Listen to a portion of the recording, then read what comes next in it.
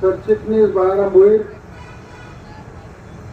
जिल्ह्याचा अध्यक्ष अशोक, उपाध्यक्ष दत्तू कोळेकर. कुठे गेल दत्तू?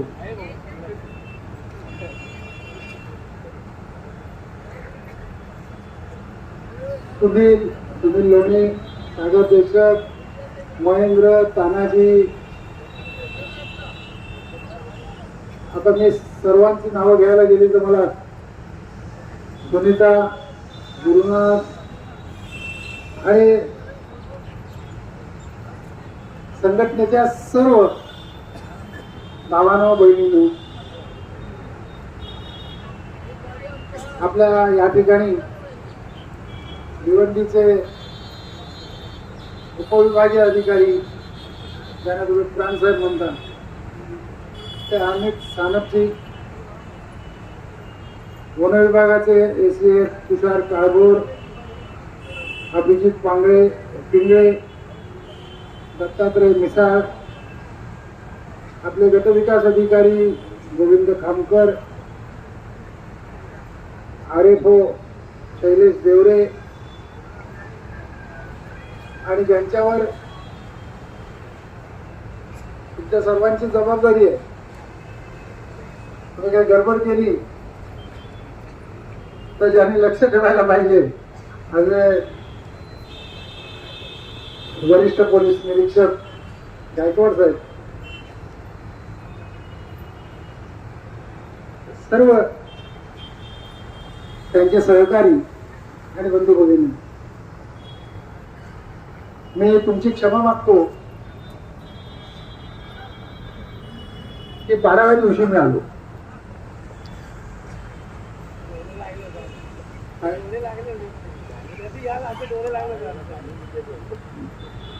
मी 12 दिवस का आलो नाही ते तुम्हाला आता कळेल. तुमच्या सर्वांचं अभिनंदन मला करायचं आणि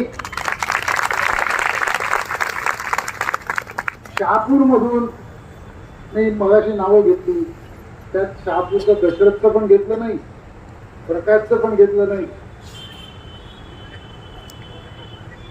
त्यामुळे शहापूर मधले सुद्धा सर्व कार्यकर्ते, तुम्हाला ज्यांनी एकत्र केलं,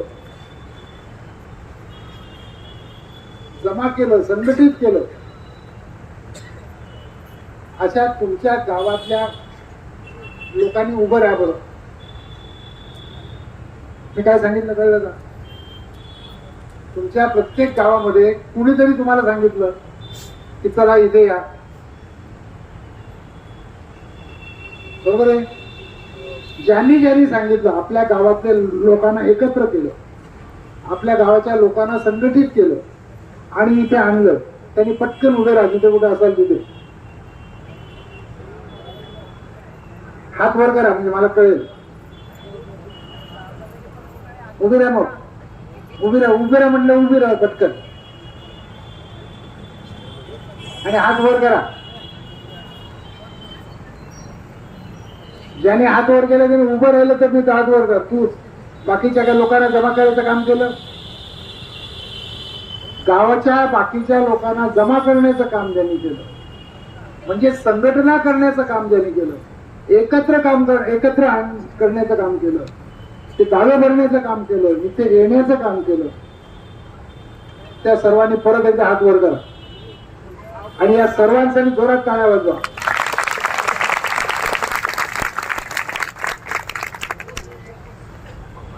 तुम्ही सर्व खऱ्या अर्थाने कार्यकर्ते आहात आणि तुम्ही सर्व खऱ्या अर्थाने नेते आहात. जो लोकांचं काम करतो तो नेता, जो फ्लेक्सवर दिसतो तो नेता, असं नवीन चित्र आहे. आणि आता नेत्याचा 1 वर्षाचा मुलगा पण वाढदिवस असला की फ्लेक्सवर असतो. तेव्हा फ्लेक्सचे नेते वेगळे, हे खरे नेते, हे लोकांसाठी खऱ्या अर्थाने धडपडणारे, की माझ्या गावाच्या लोकांना न्याय मिळाला पाहिजे. बरोबर आहे, बरोबर आहे का नाही? तुमचं अभिनंदन कशासाठी? की तुम्ही 12 दिवस झाले, 11 रात्री कालची, आजची 12वी रात्र, 12वी रात्र.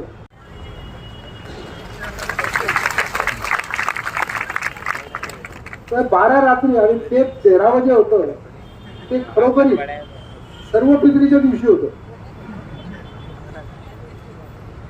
सर्व पितरी अमावास्या असताना प्रत्येक आदिवासी आपला हा घरातच असतो, कारण त्याची पित्र सगळ्यांची खाली उतरतात आणि आपल्या पित्रांना धार लागते.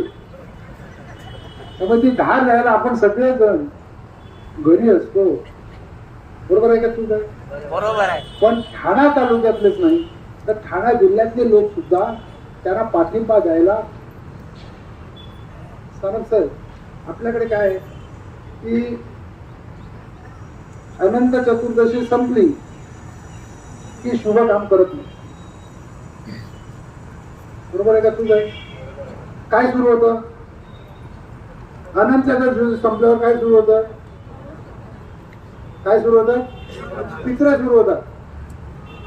मग पित्रात चांगलं काम करतात का? नाही. पित्रात कुठलंही शुभ काम करत नाही.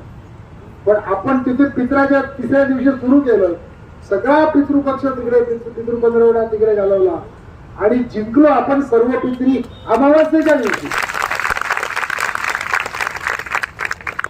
903 दावे आणि तालुक्यामधले सर्व पित्रीच्या दिवशी मंदिर होते.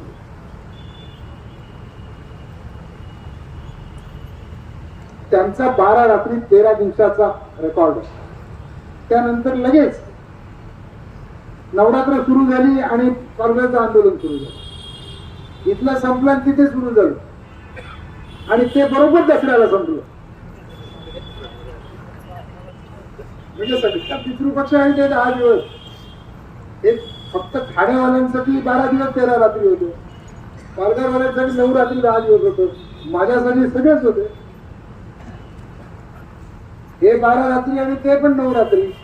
तुम्ही आज 12वी रात्र आहे. मला असं वाटतं की तुम्ही अजून 3 रात्री काढल्या तर तुमचा रेकॉर्ड तयार होणार आहे.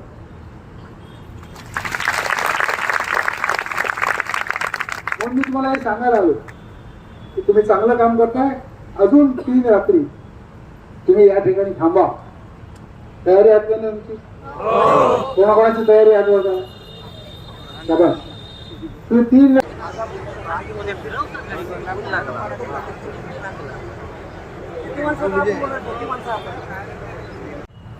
यशस्वी होऊन परत जाणार. आणि मला खात्री काय आहे की बघा 12 रात्र मी इथे येत नाही. मी फक्त तुमच्या संघटनेचा संस्थापक नाहीये, तर सरकारने माझ्यावर मंत्रिपदाची जबाबदारी पण टाकली आणि तरी पण मी इथे येत नाही. याचं एक कारण असं आहे की मला तुमच्यावर प्रचंड विश्वास आहे. ज्याला आपण म्हणतो कल्पने पलीकडचा विश्वास. माझ्या स्वप्नात सुद्धा असं कधी येत नाही की माझ्या संघटनेचा कार्यकर्ता प्रांत ऑफिसच्या समोर बसू नये, त्याच्याकडून एखादा खडा प्रांत ऑफिस मध्ये जाणार नाही याची खात्री मला. प्रांत ऑफिसचं काम बंद पडणार नाही. कोणत्याही नागरिकाला ज्याचा या वन विभागाशी संबंध नाही, वन हक्काशी, त्या कुणालाही त्रास माझ्या संघटनेचा सभासद देणार नाही याची खात्री मला होती आणि ती तुम्ही सिद्ध करून दाखवा. आता जी आंदोलनं होतात ती कशी होतात जरा तुम्ही टीव्ही बघत असाल. आम्ही सांगतात आम्हाला की असं बोला, मग आम्ही कसं बोलतो. असे आंदोलन बघा. आता काय करणार तुम्ही? उपोषण करणार ना? हो, आम्ही आता उपोषण करणार. आधी बघा बघा बरं युट्यूब करा, कुठले चॅनल बघा. आजच्या आंदोलनाचा काळ हा असा काळ आहे की आपल्या मीडियावाले आपल्याला सांगतात काय करायचं ते आपण बोलतो. हे फार चांगला पिक्चर आला होता. तुमच्यापैकी आता बरीच तुमची सगळ्यांची मुलं युट्यूब बघतात आहे ना तुमच्याकडे? सगळ्यांना मोबाईल, व्हॉट्सअप कोणाकोणाकडे हात वर करा बरं. युट्यूब कोणाकोणाकडे? बाकीच्यांकडे नाही. तुमच्याकडे, तुमच्या पोरांकडे पोरांकडे 100% असणार. त्या पोराला सांगा की युट्यूबवर जा आणि पिपली लाईव्ह पिक्चर बघा. पिपली लाईव्ह मी तुम्हाला अधिकारी वर्गाला सांगेन की तुम्ही बघितला नसेल तर बघा. मग तो बघितला की तुम्ही आजकाल जे चाललेत ना आंदोलन, परभणीचं असेल, बीड करण्याचं ठिकाणी करायचे ते आपल्याला लगेच कळतं हे पिपली लाईव्ह कसं चाललं. तशा आंदोलनांचा जमाना असताना किंवा जाळपोळ, लुटालूट, दगडफेक, उपोषणामागे उपोषण, एक आमरण उपोषण संपलं, 4 दिवसात ते संपलं, मग परत नवीन सुरू उपोषण. आमरण उपोषण क्रमांक 7, आमरण उपोषण क्रमांक 8, अशी आंदोलनांची चेष्टा होत असताना तुम्ही ते आंदोलन केलंय ते भारतीय स्वातंत्र्य लढ्याला ज्या महात्म्याने दिशा दिली त्या महात्मा गांधींच्या खरे अनुयायी जर कुणी असतील तर माझ्यासमोर बसलेले तुम्ही सर्वजण. की आम्ही सत्याग्रह केला. हा सत्याग्रह आहे तुमचा. काय आमचं म्हणणं सत्याचं आहे. काय आमचं म्हणणं की 2006 कायदा झाला. 2005 आधी वन जमिनीवर ज्यांनी पलाट काढलाय त्याचा पलाट मागे झाला पाहिजे. आणि तो 2006 कायदा आला त्याची अंमलबजावणी सरकारने करायला पाहिजे होती. ती केली नाही. आधी तो कायदा यावा म्हणून माझ्यासमोर इथे बसलेल्या आया बहिणींनी, कदाचित तरुण पोरांनी, त्यांच्या बापांनी, आयांनी माझ्या बरोबरीनं मुंबईपर्यंत चालत मोर्चे काढले. पहिला मोर्चा मला आठवतो की जो पारोळहून निघाला होता तो 1984 सालचा होता, जानेवारीमध्ये. आणि 1100 जण फक्त होते त्याच्यामध्ये. 84 आपण मागणी केली होती ते आमचे पलाट आहेत, 84 आधी होते ते आमच्या नावे करा. ही मागणी 1984 होती. आणि आम्ही चालत निघालो होतो पारोळहून. या चिंडीपाड्याच्या रस्त्याने भिवंडीला येऊन आम्ही थांबलो होतो. आणि त्यावेळेला भिवंडीचे आमदार होते परशुराम तावडे. त्या रात्री भिवंडीमध्ये आमच्या जेवणाची सर्वांची व्यवस्था ही परशुराम तावडेंनी केली. आणि इथून आपण चालत ठाण्याला गेलो. मला आठवतं कलेक्टर होते जयशंकरन. 1984 पासून आपण मागणी करतो कायदा करा, कायदा करा. आणि 2006 तो कायदा झाला. आपण त्याचे भाग होतो. त्यानंतर झालं नाही म्हणून अनेक आंदोलनं केली. मला आठवतं 2017 का 16 त्यानंतर 2018 पुन्हा. आणि माझ्या माहितीप्रमाणे 2021 सुद्धा आपण भिवंडीहून ठाण्याला, ठाण्याहून मुंबईला, एकदा ठाण्याला जमलो, ठाण्याहून मुंबईच्या दिशेने चालत गेलो. कोण कोण होतं माझ्याबरोबर हात वर करा. भिवंडीहून चालत जायला आपण निघालो होतो. कोण कोण होतं? येवईला जमलो होतो आपण. कोण कोण होते हात वर करा. आणि जे नव्हतं त्यांनी हात वर करा. येवईला चालायला जे नव्हते यांचे पलाट मंजूर करून टाका, नामंजूर करा. यांची यादी घ्या. इतकी मेहनत हे पलाट नावे झाले पाहिजेत म्हणून केली. आपण ताबे बनले. आज 2024 आहे. 18 वर्ष झाली. तुम्ही नेरवेळेला मोर्चे काढत राहिला, निदर्शनं करत राहिला, मागणी करत राहिला. मला या समितीवर अध्यक्ष नेमलेला झाली आता 5 वर्ष पूर्ण झाली. 6वं वर्ष सुरू आहे. मध्ये सरकार आली आणि गेली पण मी अजून आहे. या 6 वर्षामध्ये कालबद्ध कार्यक्रम साहेब आपल्याकडे आले. कालबद्ध कार्यक्रम पहिल्या कालबद्ध कार्यक्रमाला ऑगस्ट 2018 पर्यंत संपवायचं. नंतर कार्यक्रमाला 2021 पुन्हा ऑगस्ट पर्यंत संपवायचं. 6 महिन्याचा कालबद्ध कार्यक्रम आला. पण तरी सुद्धा अंमलबजावणी व्हायची राहिली. आणि मग तुम्ही जेव्हा निर्णय घेतला की आता आपण सगळे मिळून जाऊ आणि अंमलबजावणी होईपर्यंत बसू, त्या निर्णयाला मान्यता देण्याशिवाय माझ्याकडे पर्याय नाही. ते बरोबर आहे, असंच करावं लागेल. असंच ठाण्याला केलं, ठाणा तालुक्यात झालं, असंच पालघर जिल्ह्याने केलं. 10,000 लोक 9 रात्री 10 दिवस एका जागी होते. आणि ज्या वेळेला ते सगळे प्रक्रिया संपली त्यावेळेला ते घरी गेले.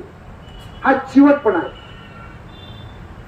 आणि मला आनंद आहे की तो फक्त आणि फक्त माझ्या आदिवासी भावा बहिणींकडे आहे, बाकी नाही. ते सर्व मान्य करा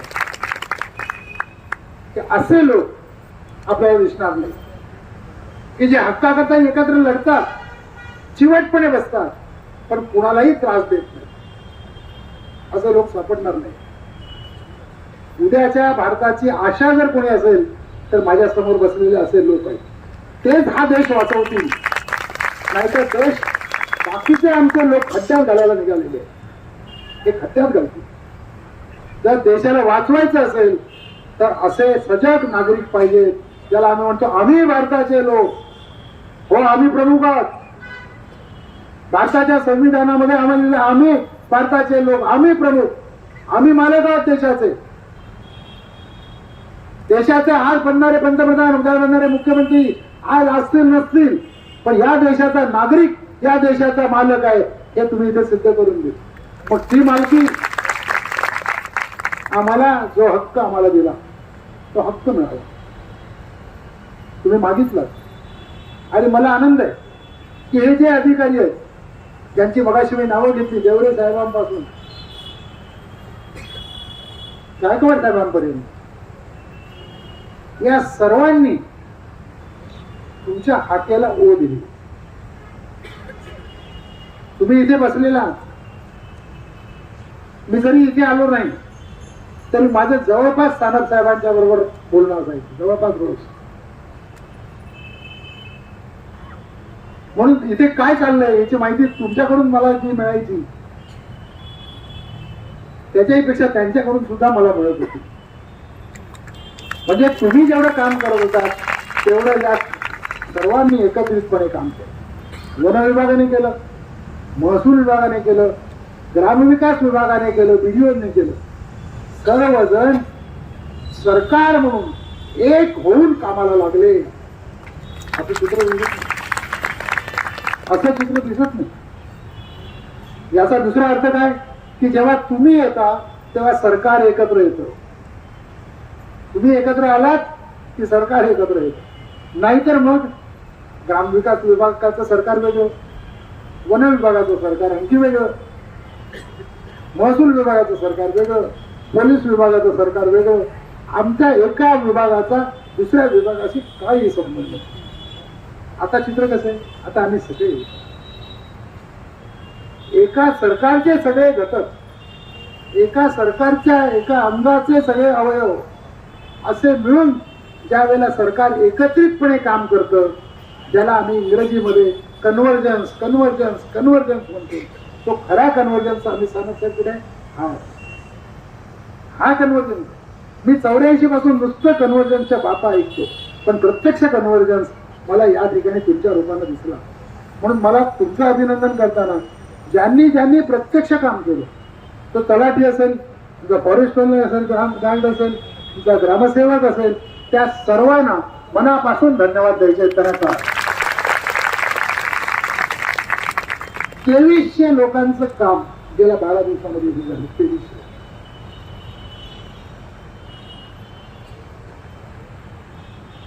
आणि ते काम बारकावा, एक एक दावा तुमचा प्रत्येकाचा. कारण होलसेलनी काम नाही करायचंय, रिटेलनी काम आहे ना. एकेकाचा दावा तपासायचा आहे. कायदा काय सांगतो, अधिकार द्यायचा आहे. मग अधिकार सगळ्यांना नाही देत आहेत, प्रत्येकाला. तुम्हाला जेव्हा तुमचा वनाचा अधिकार मिळेल तेव्हा तुम्हाला प्रत्येकाला मिळेल. प्रत्येकाला ज्याचा त्याच्यावर अधिकार आहे, ज्यांनी पुरावे दिलेले आहेत, ज्याचा खरोखरीच 2005च्या आधी पलाट आहे त्याला मिळेल, ज्याचा 2005 नंतर आहे त्याला मिळणार नाही. कळलं ना तुम्हाला? कळलं का नाही कळलं? कायदा काय सांगतो की त्याला अधिकार दिला 2005च्या आधी. 2005च्या आधी जो आदिवासी असतो त्या वनजमिनीवर आहे त्याला मिळणार. मग त्याचा दावा तपासायचा, बरोबर आहे का नाही? आज आहे 2024, मग 2005 म्हणजे त्याने दावेदार कमीत कमी 19 वर्षाचा पाहिजे. एखाद्याचं वय 20 आणि दावा भरलाय 2005चा. मग जर असा दावा मंजूर केला तर अडचणीत कोण येणार? मंजूर करणारे. म्हणजे डोळ्यात तेल घालून बघायचंय की याचा खरोखर याला न्याय आहे का. तुम्हाला न्याय देण्याकरता प्रत्येकाचा दावा तपासणी आणि तो ग्रामसेवकाकडून, वन हक्क समिती, ग्रामसभा, तुमचे वन विभाग, महसूल विभाग या सर्वांनी मिळून ते ठरवून हा खरोखर पात्र आहे का नाही याचा निर्णय घ्यायचा काम सोपं नाही. एक एक दावा बघा म्हणजे कळेल. किती कागद आहेत त्याला, किती कागदपत्र जोडावे लागतात. आणि ते जिकिरीचं काम सर्व अधिकाऱ्यांनी केलं. तुम्हाला त्रास झाला मला कल्पना आहे, पण माझी खात्री आहे की तुम्ही आज रात्री शांतपणे होता की आयुष्यामध्ये असं एक काम झालं इतक्या लोकांना न्याय देऊ शकू आपण. या लोकांना यांचे उद्या आपण आहोत, आज आहोत उद्या नाही. इथे सुद्धा बसलेले लोक आज असतील उद्या नाही. पण जंगलाची जमीन जी तुमच्या नावावर होणार आहे ती तुमच्या पिढ्याला मिळणार आहे. लक्षात घ्या, तुमच्या पिढ्या. आणि त्यामध्ये याची नोंद होईल की तुम्ही 9 रात्री या ठिकाणी बसलात, लढला, शांतपणे लढला आणि आपल्या आई बापांनी हा पलाट आपल्याला मिळवून दिला. तुमची सर्वांची पोरं आहेत ना इथे, आली आहेत का नाही आली? माऊली सारखी आहेत का नाही सगळी? आपल्या सगळ्या तरुण पोरांना सांगा हे पलाट कसण्याकरता दिलेले. कसण्याच्या व्यतिरिक्त जर चाळी बांधल्या, तुमच्या स्वतःचं घर सोडून दुसऱ्याने घराच्या जागा विकल्या. माझ्याकडे असं प्रकरण तुमच्या गावचं आलं होतं, मला माहिती आता मी नाही बघितलं, पण असं दुगारचं प्रकरण आहे. दुगारचं किंवा दाबारचं मला खात्री नाही, पण पैसे दिले आम्हाला जागा देते. मला लक्षात आलं की अरे इथं जंगलाची जमीन आहे. असं ज्याने कुणी केलं असेल, मी प्रांतसाहेबांना सांगेन या सर्वांच्या वतीने कसण्याच्या जमिनीच्या शिवाय जर जमीन कुणी कुणाला विकली असेल, त्याच्यावरती काही दुसरं बांधकामं केली असतील तर अशा लोकांना फक्त त्यांचा पलाट देऊ नका एवढं नाही तर गुन्हे दाखल करा हे मी तुम्हाला सांगते. आणि त्यांचे पलाट काढून द्या. हक्क कसण्याकरता दिलेला आहे, जमिनी विकण्याकरता दिलेलं नाही, जमिनीवर बाकी बांधकामं करायला दिलेलं नाही. तुम्हाला सांगतो तुम्हाला वनपट्टा मिळणार. आज ती प्रक्रिया 2300 लोकांची जवळपास पूर्ण झाली. पुढच्या बुधवारपर्यंत सर्व होईल आणि मग तुमच्या हातामध्ये प्रत्यक्ष पट्टा मिळेल. तो मिळायला तुम्हाला पुढची लढाई करावी लागेल, ती तुम्हाला ठाण्याला जावं लागेल. मी या ठिकाणी जाऊन जिल्हाधिकारी महोदयांना विनंती केली की परीक्षा घेतलेली आहे लोकांची, की लोक 9 रात्रीपर्यंत बसतात, त्यामुळे जिल्हास्तरीय समितीने त्याला वेळ लागू नये. जर जिल्हास्तरीय समितीपुढे वेळ त्यांना नाही कळलं समजा तर तुम्ही ठाण्याला जायची तयारी आहे का नाही? कोणाकोणाची तयारी आहे ठाण्याला जायची? ठाण्याला जायची तयारी ठेवा. लढायची तयारी असली की लढावं लागत नाही, पण लढायची तयारी नाही ठेवली तर गाफील राहा. आपल्याकडे अण्वस्त्र आहेत आपल्या देशामध्ये, याचा अर्थ काय आपण अण्वस्त्र टाकतो का? नाही, पण अण्वस्त्र आहेत याची भीती पाकिस्तानला आहे. तुमची अण्वस्त्र तयार असतील तर जिल्हा समिती काम करील, नाही तर करतात. तुम्ही आता जाऊन झोपलात तर तुम्हाला दाव्याचा हक्क मिळणार नाही. आता तुम्ही अर्धी लढाई जिंकतात, पूर्ण लढाई ठाण्याला जिंकली जाणार आहे आणि मग तुमच्या नावाने 7/12 होईल. लक्षात घ्या, तुमच्या प्रत्येकाच्या नावाने 7/12 होईल. ज्या वेळेला तुम्हाला दावा मंजूर होईल, आता ते सुरुवात होईल, त्यावेळेला तुम्हाला 256 योजना आहेत सरकारच्या. 256. तुम्ही त्याच्यामध्ये विहीर खोदू शकता, तुम्ही त्याच्यामध्ये बोरवेल मारू शकता, तुम्ही त्याच्यामध्ये कोंबड्यांसाठी शेड बांधू शकता, तुम्ही त्याच्याकरता बकऱ्यांसाठी शेड बांधू शकता, तुम्ही त्याच्यामध्ये झाडे लावू शकता, वन निर्माण करू शकता. 256 म्हणजे तुमच्या मनात आलं की माझ्या पलाटात मला हे करायचंय, ते सर्व तुम्हाला करता येईल अशी व्यवस्था मनरेगा खाली करून दिलेली आहे सरकार. बरोबर. म्हणजे तुम्हाला फक्त पट्टा देऊन थांबणार नाही, तर त्या जमिनीतून जास्तीत जास्त उत्पन्न काढायला, भाजीपाला लावायला, फळझाडे लावायला तुम्हाला करता येईल. संघटनेचा म्हणून मी तुम्हाला एक सांगितलं की ही जंगलची जमीन आपण घेतो. कसली जमीन घेतो? जंगलमध्ये काय पाहिजे? झाड. तुम्ही प्रत्येकाने, माझं म्हणणं आहे तुम्हाला, प्रत्येकाने कमीत कमी जमीन भातासाठी लावा, कमीत कमी, आणि जास्तीत जास्त जमीन फळझाडांसाठी वापरा, झाडं वापरा. भातामध्ये आपण खाचरं तयार केली, किती उत्पन्न येणार त्याचा विचार करा. आज तुम्हाला प्रत्येकाला जवळपास पुरेल एवढं तांदूळ सरकार देतंय, मग आपल्या शेतातून कशाला तांदूळ पाहिजे सांगा मला. शिवाय दिवाळीत, दसऱ्याला, आंबेडकर जयंतीला, आनंदाचा सीधा पण आहे. आणि जोपर्यंत निवडणुका आहेत तोपर्यंत तुम्हाला ते मिळत राहणार आहे, काळजी नका करू.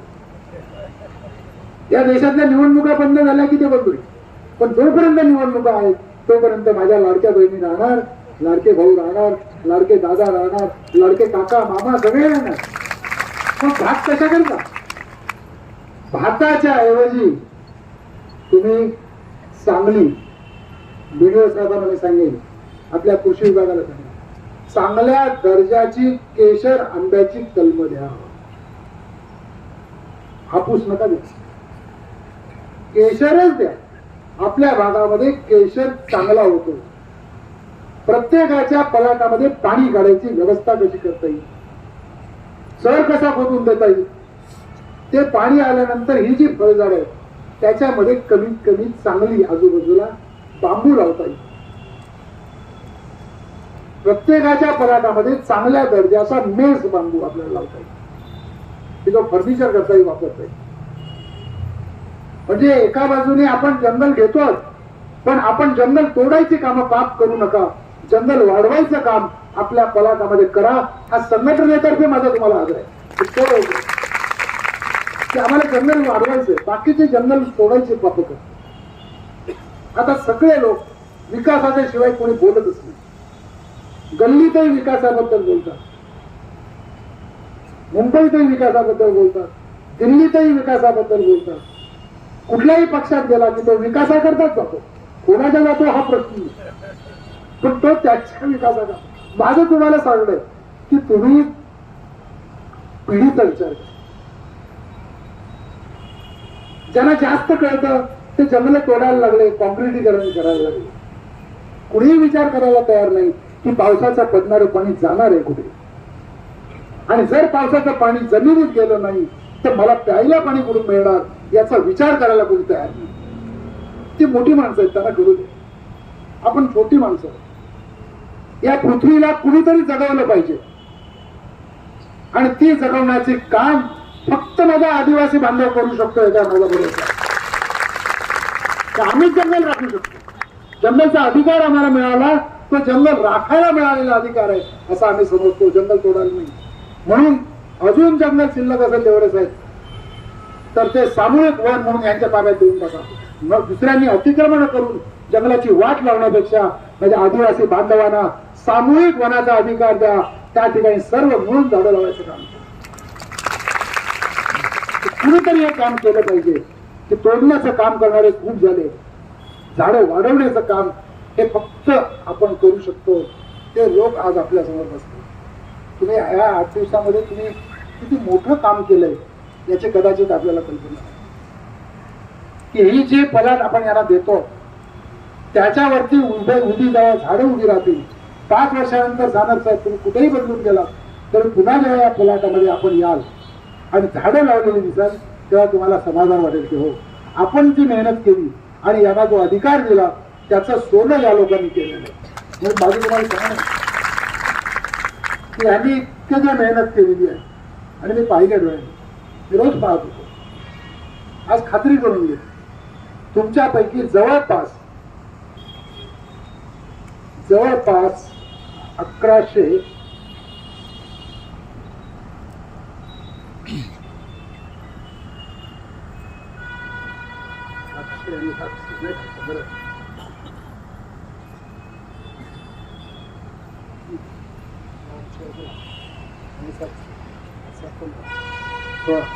जवळपास 1600 लोक तुम्ही इथे असलेले तुमच्या नावावर वनपट्टा होणार नक्की. ज्याने 2005च्या आधी काढले आणि पुरावे दिले त्या सर्वांचा होणार. तुमची यादी तुमच्या प्रत्येकाकडे मिळेल की कोणाची शिफारस करून जिल्ह्याला पाठवलेलं आहे आणि मग जिल्ह्याचं पुढचं काम हे शिल्लक राहणार. आणि म्हणून तुम्ही इथे जे बसला तुम्ही सर्वजण आणि सरकार एकत्रितपणे काम केलं, त्यामुळे 18 वर्ष रखडलेलं जे काम आहे त्याला गती आलेली आहे आणि तुम्हाला न्याय मिळण्याचा मार्ग सोपा झालेला आहे. मी तुमचं अभिनंदन करायला आलो आणि तुम्हाला विनंती करायला आलो की आता पुढचे 4 दिवस इथे बसू नका. आजचं जेवण झालं का? व्हायचंय केलंय का नाही केलंय? शिस्त का नाही शिस्त? शिस्त तर मी येणार म्हणून तुम्हाला वाटलं जायचं म्हणून शिस्त आहे ना.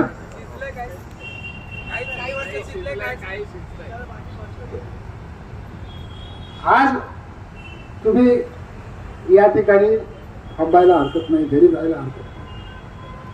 धैर्य तुमची घरी जायचं की नाही जायचंय? नाही.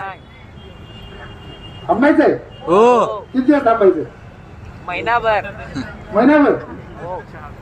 काय करणार महिनाभर?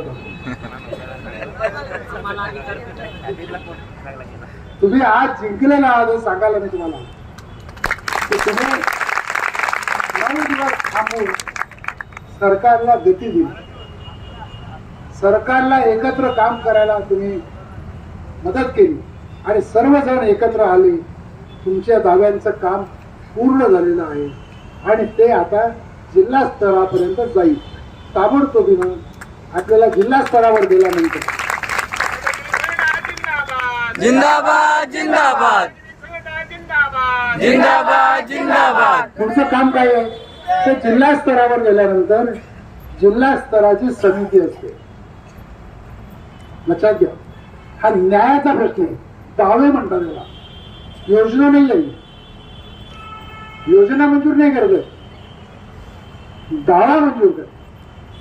आणि म्हणून दावे चालवण्याची एक आखून दिलेली कायद्याने प्रक्रिया आहे. त्यामध्ये जिल्हाधिकाऱ्यांच्या अध्यक्षतेखाली एक कमिटी आहे. त्या कमिटी समोर ही सगळे ठेवले जाणार. या समितीने पाठवलेले इथे सुद्धा त्याचे अध्यक्ष प्राण साहेब आहेत, त्यांच्या अध्यक्षतेखाली एक कमिटी आहे.